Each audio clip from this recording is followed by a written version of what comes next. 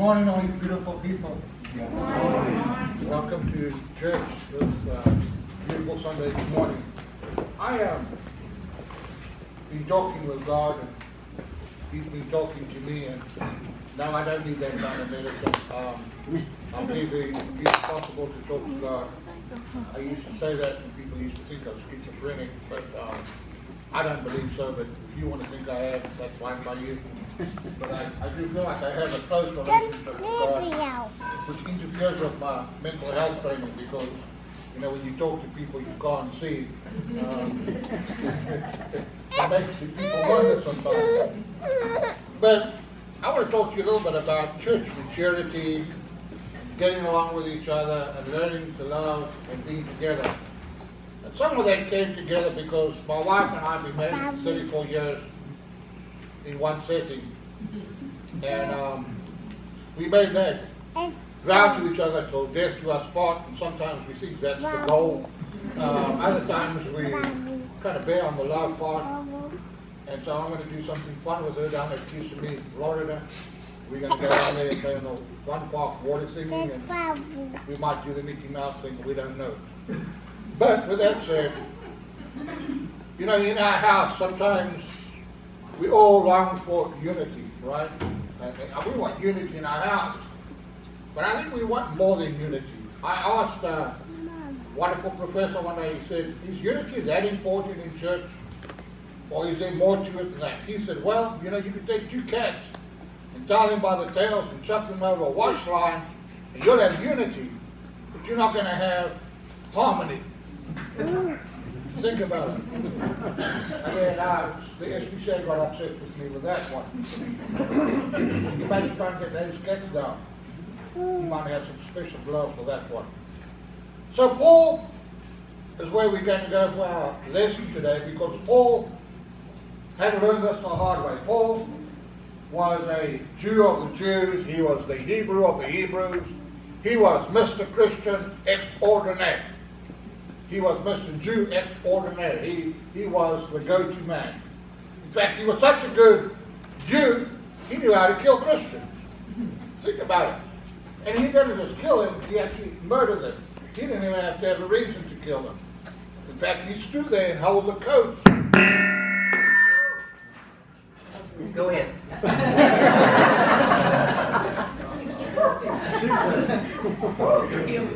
Okay. Anybody sleeping?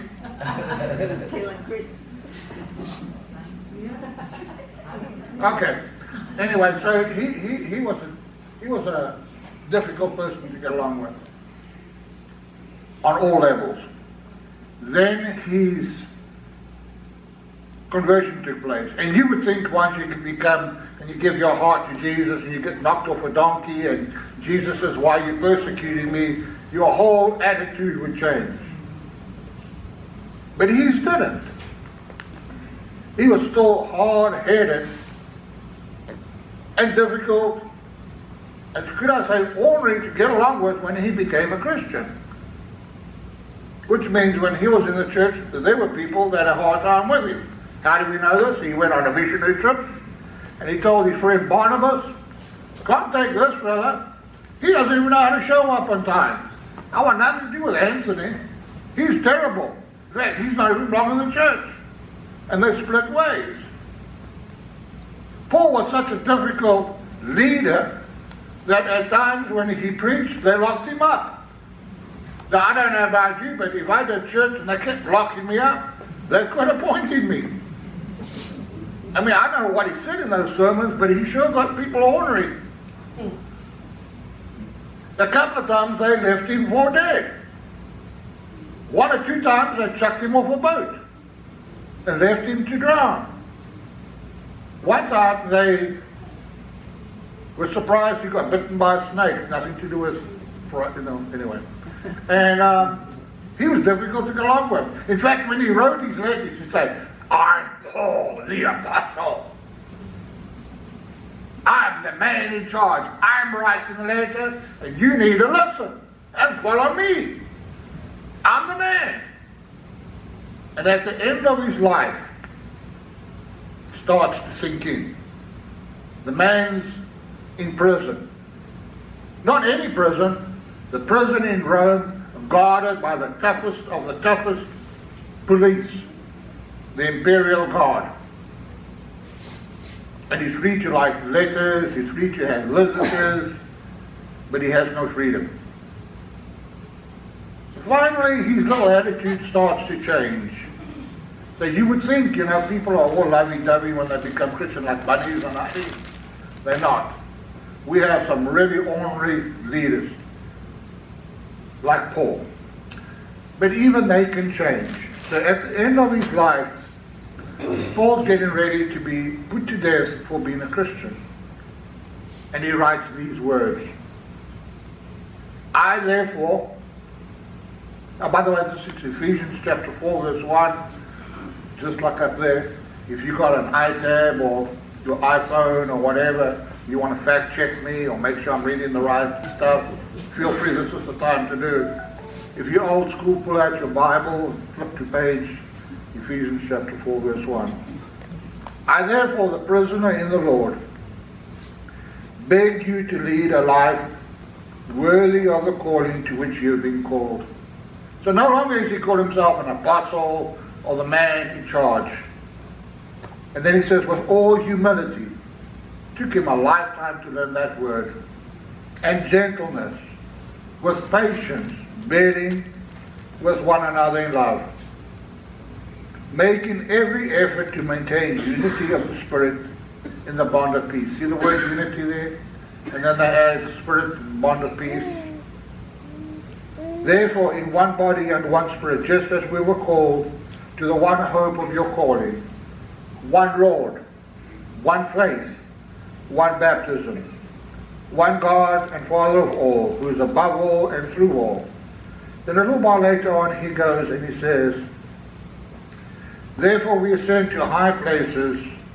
And the way we have done this, looking at verse 11, he gives us gifts that we can use like apostles, some prophets, some evangelists, some pastors and teachers. And then he goes on and says to equip the saints, verse 12, to equip the saints, to equip the people for the work of ministry, for building up the body of Christ. And he talks about no longer being a child. And so I'm going to talk to that. When we become Christians, we're not perfect. And I need my, you do my illustration, remember? You do not? Oh, you got scared? Oh, snap. I need a guitar player or somebody who plays music.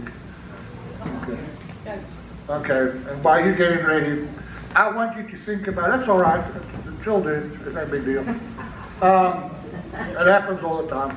I get scared, but I have to preach. Sometimes I just move further away just in case of lightning, Whenever you move away, then I really get scared. But how many of you learned to ride bicycle? And you got your daddy to hold the back, and you ride, and daddy don't let go, or mama don't let go, and you ride, and then, you say, well, mama let you go, daddy let you go, and the first few times, you keep falling, the part is the falling part. And then one day, all of a sudden, you're going down the road, and you turn back, and mom and dad ain't holding on. And you got mama standing behind you. Keep pedaling, keep pedaling. Meanwhile, deep in their hearts, they say, I wish you could run fast enough to keep my baby from getting hurt. Well, the same as it with Christianity. When we become Christians, we're not perfect. We fall off the bicycle. Probably when we start out, a lot more. And when we get older, we still fall off the bicycle. And we get better at it and better at it until we become really good bicycle riders, or Christianity, we get better at it. The same with music. When we start out learning to play the guitar, we might learn a note. So you can play me like a D or G, and you just practice it over, and it gets bored, and it drives your wife nuts, and it drives your family nuts, and maybe you learn how to tune it, but we're not going to do that. They're not tune your guitar. And then maybe we go from a D and we play a G and an E, and we learn to play that on a regular basis, so we can do D, G, E, like in combination. See? And you do that, and then maybe we start to learn some chords, some scales, some scale. Play me a scale. There you go. And you practice that, and you play it over again, over again. And you just keep doing that, and you keep doing that, and you keep doing that. And then all of a sudden, one day in life, you learn that you can play a song. So pick me out your favorite song with your favorite riff, and let us have it. And one day you wake up, and all that practicing, and all that Bible reading, and all that going to that church, and all that giving out the food, and all that praying, and all that hanging out together, turns you out into that beautiful song. For me, it's Amazing Grace. For you, it might be something different. There's one other thing as we go into this.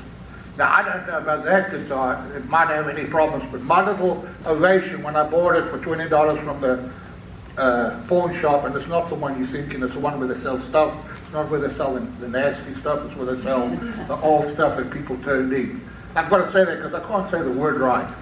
The first time I ever preached a sermon about the pawn shop, the church got real quiet because they were wondering what kind of shop I went to. Until I realized that there might be more meaning to this word than I'm using, and I better explain which one I was going to. Anyway, so I got this guitar, and my favorite friend, who's now with the Lord, Mr. Gresham, he used to fix, he was a luthier. He turned my guitar and straightened it out, and it played except for a few chords. And if you look at these guitars, sometimes there's a little bad spot on them that you can't play. No, we're good, that's okay. And you can play the whole guitar except for that little spot. Now you can throw that whole guitar away and say, that's a waste of guitar. But we don't. You can play around it. Not everybody needs the last little few keys at the bottom, unless you know you're Jimi Hendrix or some, whoever plays those kinds of good things. The same with us. We got some flat spots. We got some parts that don't just play well anymore because, our neck's been twisted and our body's been hurt. And we have pain and brokenness in our lives.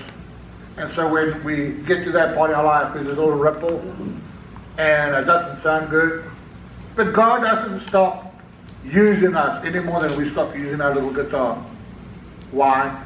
Because we have so much other more stuff we can give to God that's beautiful. We just have to help somebody help us with it. And so keep that in mind as I go into this sermon about unity and working together. Because you see, Paul's calling us in all humility and love to build each other up and to live together, not like two cats over the line, but together. And to do that, they take certain gifts and graces. Number one, to recognize where your soft spots are on your instrument of love, your body. But also to know that it takes practice becoming a Christian. Nobody comes down to the altar, gives their heart to Jesus, and then gets up and walks away as a perfect Christian. I didn't. When I first became a Christian, really gave my heart to Jesus, and realized there was a God and it wasn't me, guess what? I went out and bought me the coldest pack of vintage lager beers, and I broke them open, and I celebrated giving my heart to Jesus, drinking vintage lager, drinking gulwas and cigars. And I bet you Jesus was very right with me. But there were some Pharisees, Dutch Reformed brothers in Christ, who knew all about how true Christians should live. And in their wisdom and their kindness, they came and said to me, Dozy, I was called Dozy, I'm sorry, that was my nickname. I wish to say it was like, Wolfgang Amadeus or something like that, like Wolfgang or something, but now I'm Dozy because I sleep everywhere. They said, hey Dozy, we're glad you gave your heart to Jesus. But smoking cigars and drinking beer is not the way to celebrate. There are better ways, and we'll teach them to you. And they did. And I don't drink and I don't smoke. Number one, because it's not good for my body. And I'm not against those of you that do. That's for me, not you. This is my Me, not you. So don't get your story mixed up. I'm not trying to be prescriptive. I'm just saying what Jesus is doing in my life. And my life got better. And slowly but surely I've learned things to be a better Christian. Do I have the temper control underlined? No. You can ask God. She'll tell you. I can be right ornery sometimes. Sometimes I get jealous. You know, everybody else is having fun and there I'm sitting in a room yourself, feeling sorry for myself. I have lots of flaws. But God's working on them. And I'm growing. Growing not to be greedy. Growing to be more kind and understanding of my wife and illness. And I bet you, if you looked at your life, you'd see some of the same stuff. The second part of this is you cannot live and learn these skills by yourself. I know there's a lot of people that drive pickup trucks and have a shotgun and say it's just me and Jesus on the deer stand. Yeah, you can find Jesus in the deer stand, but you cannot practice the commandment to love your neighbor as yourself. Because you ain't got a neighbor in the deer stand with you. It's kind of hard to do. Do not take your wife or your significant other to the deer stand. That just doesn't work. If you don't believe me, ask Jeff Foxworthy. It doesn't work. You're not going to kill a little deer now, are you? And where's my makeup and where's my perfume? And do we have to sit there? Shh. No, I don't want to shh. We came here to spend time together, remember? So you need to be in a community of believers like a church. And over here, there are people like pastors and people like Sunday school teachers and small group leaders and different activities that we put together to help us grow, to be stronger and healthier Christians. And the more we avail ourselves of these tools and these people, the better we become as Christians, the healthier we become. Why? Because you see, God sets people like us aside to study hard and get you ready. Our youth leader, they work very hard to provide experiences for the youth to have fun, but at the same time to learn that there is a God and there is a Jesus, and there's a healthier way of living than the rest of the school tells them. Because what the rest of the school doesn't know, or thinks they know, is not always healthy.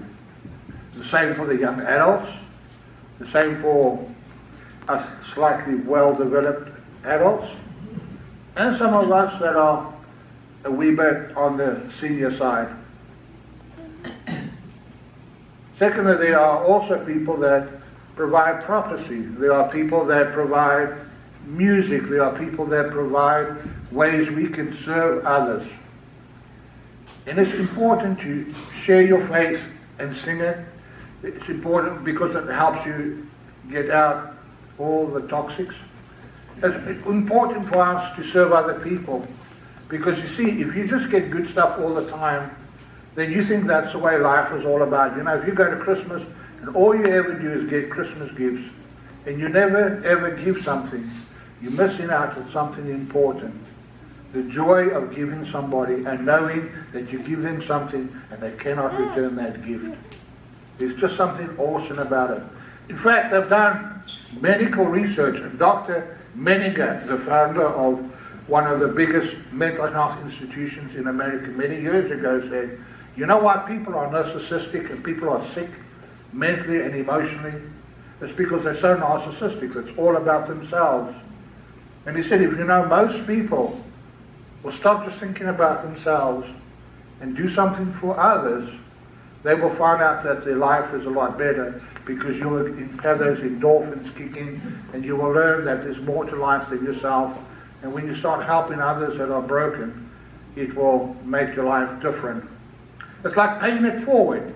You know, have you ever seen the movie about this little boy that pays it forward and takes in a heroin addict, and he tries to get them to change and he pays it forward and cost him his life. The same in Christianity. When we pay it forward with kindness, it makes a difference. It's not always easy.